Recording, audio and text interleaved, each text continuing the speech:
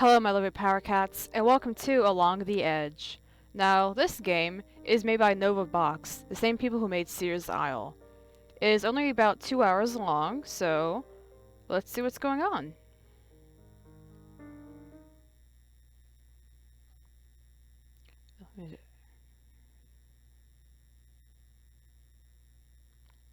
So, like Sears Isle, main character's name is Daphne. Okay.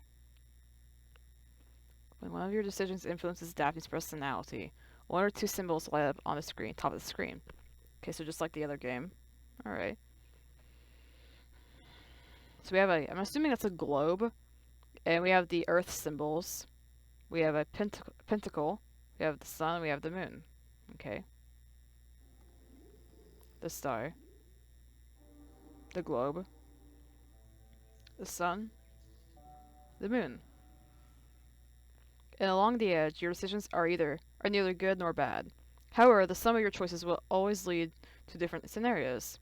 It's impossible to lose in along the edge. The branching of the story opens different narrative hypotheses, shaping your adventure according to your choices. Your progress is saved automatically. You won't be able to change the decisions you've made. Choose wisely. So I wonder if it'll have chapters like the other game did. Because that helped me to figure out how long my video was. Dr. Durant. So, you're determined then. Daphne. Yes, I think I need a fresh start. This inheritance. It's the perfect opportunity to finally turn the page. Dr. Durant. I know you've convinced yourself of that, but are you sure you really know what you wish to achieve with this move? After all, you recently went through a major trauma. There's still a lot of ground to cover. Between you and me, you know what I think of your decision, but I can't prevent you from leaving. Have you found a job there yet? Daphne. Yes, I have.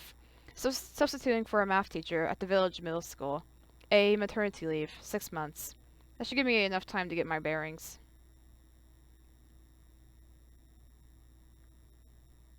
Dr. Durant, don't you mind giving up your PhD? Your research career was quite promising. You have a PhD. You went to school for a long time. So, I'm gonna say I don't know. I don't know. I guess if it turns out to be a mistake, I can always come back. There's no harm in giving it a shot. I see. One last thing. I know your relationship with Frank is quite tense. It is. You know, the breakup's still recent, and I always counted on his support. After so many years together, I need time. I suppose you're aware that you're about to break your all ties with them. Probably for good. Are you sure you won't regret it later? Did you at least inform him of your plans? Well, if sounds tense, so I mean, he's probably an abuser, so it's none of his business anymore. No, I didn't, and it doesn't concern him anymore. Alright. Listen, Daphne. You've got my number. Please don't be afraid to call me if you feel the need. I'm counting on you. Okay, I will. She looks kind of like Jennifer, almost, but with darker red hair. Then I suppose all I can do is wish you the best. When are you leaving? Tomorrow. Jennifer is a Sears Isle character, for those who don't know. Chapter 1. August. I'm leaving tomorrow. I've inherited the family house. My grandmother's. I didn't know her, and now I never will. My mother had cut all ties with that side of the family. The only side, since I never knew who my father was.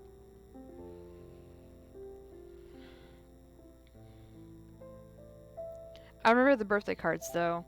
My mother had hidden them between two piles of laundry, in the linen closet. If the bond was broken, it wasn't my grandmother's fault. And here I am, 10 years later, inheriting a big house 300 miles away, when I too have severed all contact with my own mother. That's what they call karma, isn't it? The other PhD students asked me to meet them at the bar. I could also go see Frank to say goodbye. I told Dr. Duran that I didn't want to tell him I was leaving, but this is my last chance to do things right. Am I really sure of my choice? Of course, I could also just go home. What should I do?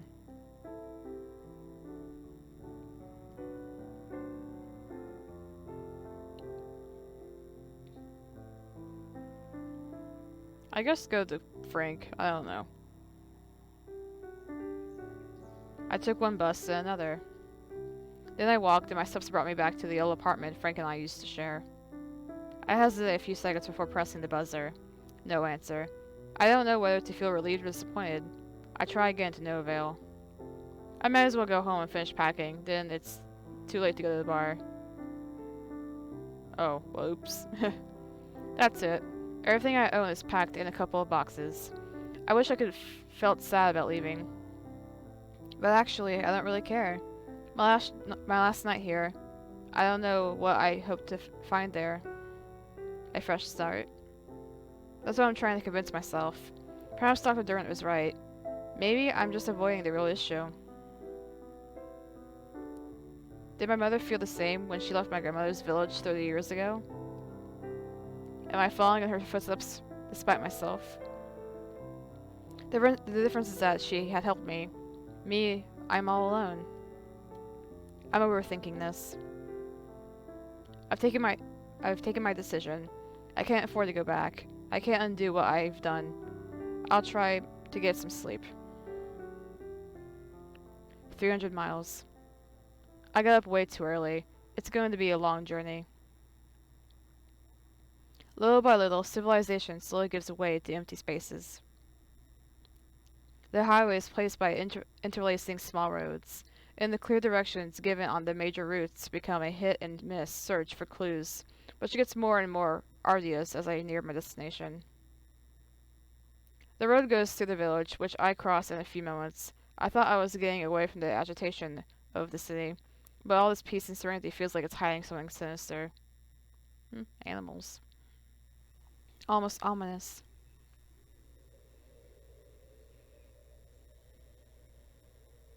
After a couple of miles, I turn onto a dirt track, overrun with weeds. I go through the gates marking the limits of the family domain. Then on the right, I see a small stone house. That must be the lodge where the wardens, a couple, live. It was specified in the estate accounts that notary made me sign. I decide to leave the car here. I don't feel like driving all the way back in reverse if the track turns out to be a dead end. Walking a bit further, I see a man coming toward me. He's carrying a rifle and holds a dead rabbit by the ears. Mr. Bortine? Hello, miss. You're on private property. Did you take a wrong turn? Ask for directions. Hello, I'm looking for the Delator family domain. Am I in the right place? Oh, you're not lost then. Why are you here? I'm Daphne, Adelaide's granddaughter. Gerald Bortine. I'm the warden. Nobody told me you were coming. Is the house open? No, well, yes. It's been a couple of months since Mrs. Delator passed away. My wife Gilbert and I, we've made sure everything's weatherproofed, but the door isn't locked. Really? Well, the only path goes past our house, and there aren't any visitors anyway. The villagers usually avoid coming up here, you know. Why? Why do they avoid the house? People get worked up over nothing around here. An old lady living alone in the big house, who doesn't go out much. That's enough to make them talk. Thank you. I'll be in the house if you're looking for me. I'll send you my wife, Gilberte. She'll help you open the shutters. Just follow the path. It's not very far, and you can't get lost. See you later, then. About 100 yards further on, the path in the woods ends, and I see the house, standing in a kind of clearing. Although several generations of Delators have lived here, for me this is the first time I have seen the estate. The building is impressive, with the tower at the center of the facade, the last vestige of an earlier castle, and surely the origin of my family name. Where is this at? Europe? As promised, the door isn't locked. It opens onto an entrance hall plunged in darkness. As I cross the threshold, the chill of old stone strikes me, slicing through the searing heat of the midday sun shining over the garden. Despite the gloom, I can make out the edges of the room, intimidating in its vastness, which makes a change from this tiny city apartments I'm used to. I'm struggling to open one of the windows to let the light in when a voice from the entrance startles me. Miss Bjortine. Miss? An old woman stands at the threshold. Yes. My husband told me you were coming to the house. Are you planning to stay for the night? Much more than the night, I'm moving in. Oh, and please, call me Daphne. I'll get more than just enough miss when I start working at the school. Did they tell you about the succession? So you're Madame's daughter then? Granddaughter then. She used to talk about you a lot, you know. I remember you. Well, I mean, it was a long time ago. You were still a baby when Miss Sophie left. Madame never got over it. Well, I'm sure you've got a lot to tell me, but can you do it while you help me open the shutters? Oh, of course, I'm sorry.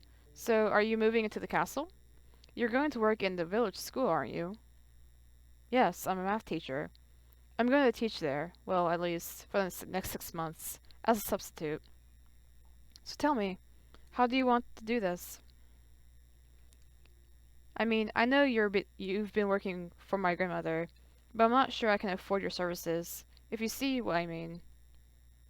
The inheritance barely left me enough to cover the cost of the house for a couple of years.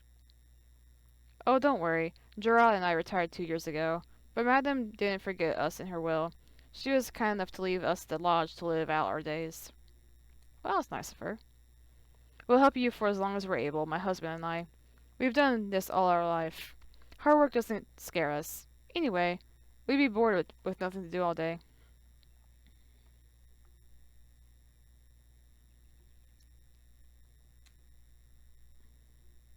Mm. She seems pretty content with it, so I'll just do this. That's great news. Without help, I don't know how I'd manage to get everything done in such a big house. And we'll be happy to give you a hand. Would you like would you like me to get you some groceries from the market tomorrow? I used to do it for Madame. She didn't go out much, not after Miss Sophie left. No, don't worry, I'll go. It'll give me a chance to check the village out. Mrs. Boratine helps me put clean sheets on my bed. The window is now wide open, let out the musty air while ushering in the golden light of the summer evening's setting sun. Then she leaves me alone for my first night in my new home. I spend the evening watching the antique television in the kitchen while eating a leftover sandwich I bought earlier on the highway. I try to sleep far from the reassuring sounds of the cars and lights of the city. The forced silence only broken by the unsettling squeak of floorboards and the hoot of a hunting owl. I'm predictably grouchy the next morning, and if the sight of my empty fridge hadn't driven me to action, I would have succumbed to the inviting comfort of the sofa and wasted my day napping in the living room. The market. It wasn't exactly what I'd imagined.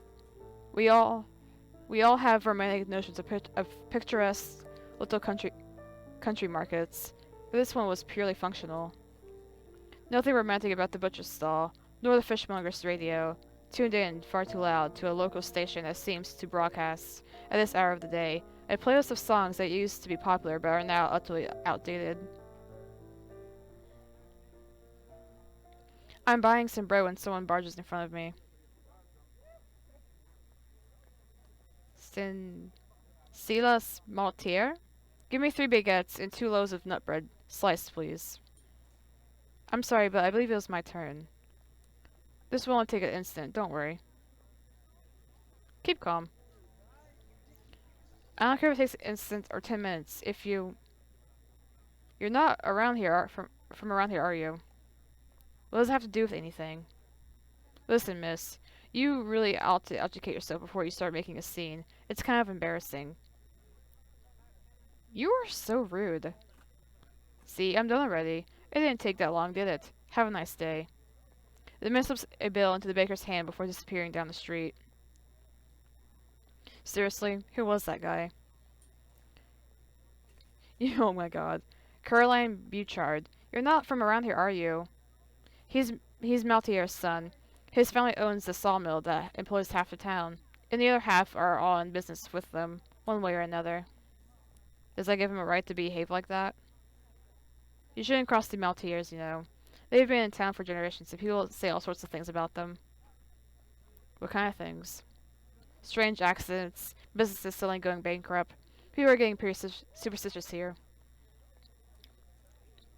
Really? Well, this is in the countryside. I suppose a lot of people here still believe in that kind of stuff.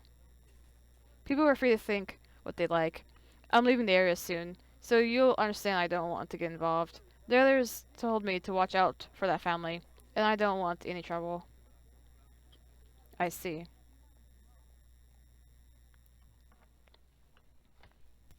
I realize I've already been here a few days, and I haven't taken the time to visit the house properly yet.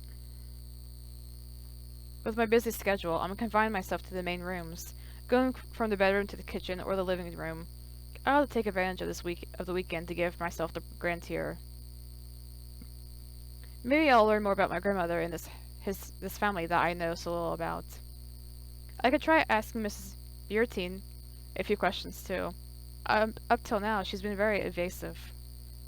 If I go see her outside for her work hours, she might be more inclined to answer me. She's a very discreet woman. Somehow she manages to never be in the same room as me. If I leave the kitchen for a while to take a shower, for example, when I come back, I always find the debris from my breakfast has been cleared away. The table has been wiped and the dishwasher is gently humming. I've told her several times not to make my bed, but I'm perfectly capable of doing it myself. She acknowledges me, but keeps making on it anyway. I guess she might enjoy a friendly visit. Where should I start?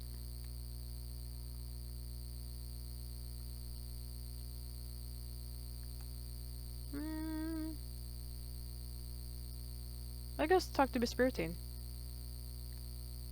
Good morning, Mrs. Bertine. How are you doing? Oh, hello, Miss Daphne. My joints ache a bit today. It must be the colder weather. Summer always goes so fast. It's almost fall already. Can you believe it? But that's enough about me. You haven't come around to listen to an old woman complaining about her aches and pains. How can I help you, miss? I'm gonna ask her some questions. Tell me what it was like in the old days, before my mom left, I mean. The end was already in sight when your mother left, if I say so myself, miss. There were only your grandmother, Madame Adelaide, and Miss Sophie living here. Your grandmother died when your mother was still a little girl. I mean, your grandfather died when your mother was still a little girl. An illness that took him without warning. The doctors couldn't do anything for the poor man. But back when I arrived here, things were different. There were lots of people living in the castle. Cousins, uncles, aunts, and a whole gaggle of children. So what happened? I don't really know, it just happened. There was unexplained deaths, accidents. Maybe the other family did something to them, that's what I think. The Mallorys or where they were. Probably did something to them. Some of them left the area and we never heard from them again. Everything started going downhill when the Maltiers bought the sawmill. Okay, so that's why I meant the Maltiers, those guys. They probably did something to them. There must be a connection. It seems crazy, but there must be a connection, don't you think? It can't be a coincidence, can it? I couldn't say, miss. All I know is that when the Maltiers flourish, the Delators wither. I met Maltier's son at the bakery. That lout. It's none of my business, of course, but you should be careful of him. He's a good-for-nothing who spends his time doing goodness knows what in his car.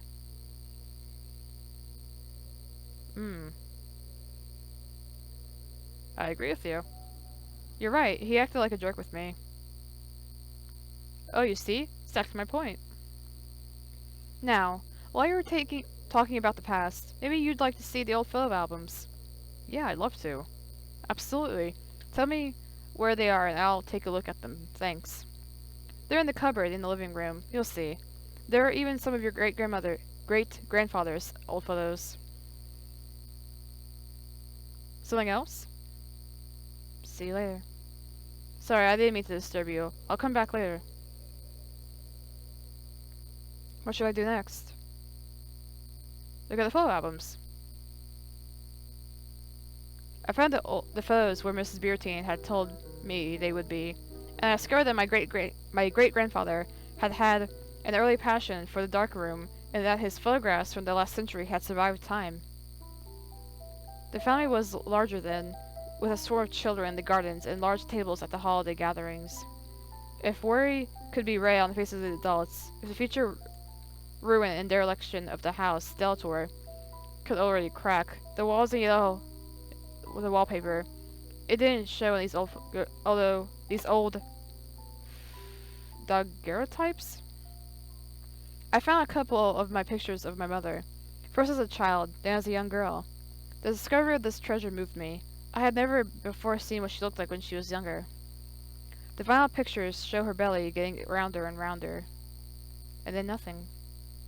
No more photos as if worth documenting had happened during the last 30 years. What should I do next? Check the bedroom. My grandmother lived alone in this big house, so she kept most of the rooms shut and just stayed on the ground floor, on the left side of the building. There's a little baby crib right there. I've taken over her living quarters and, with the nights getting colder, I'm glad I don't have to keep the whole house warm.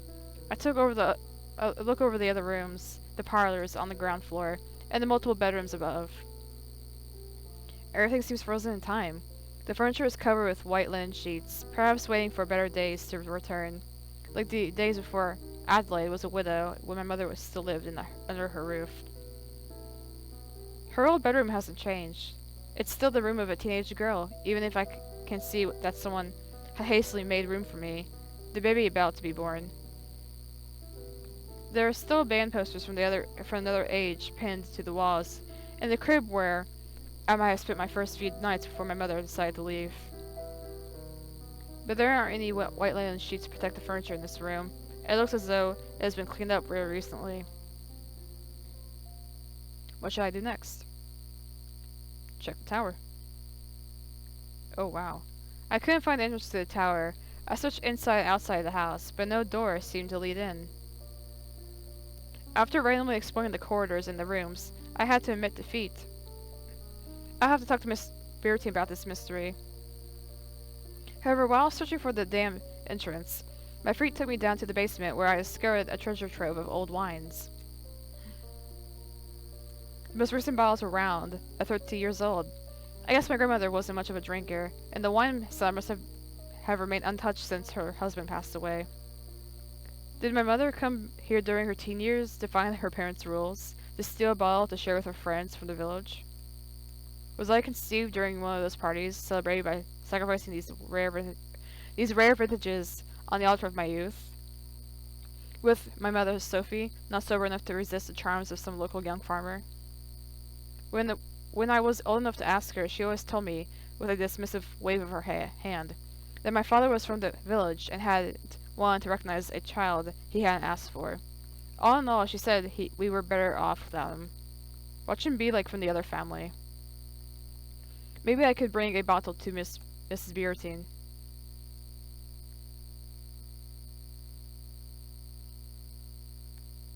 Take a bottle. Let's do it. As I take a bottle from its shelf to decipher its dusty label, it slips from my hands and smashes to the ground. Oof. Suddenly, I'm overwhelmed by the feeling as though I was violating something sacred, trampling the memory of my grandfather, who might have selected this precise vintage to celebrate something special. I begin to question my intentions. Am I offering this bottle as an honest mark of affection toward the kind old lady, or am I planning to get Mrs. Beertine drunk so that I can extract her information from her? Don't.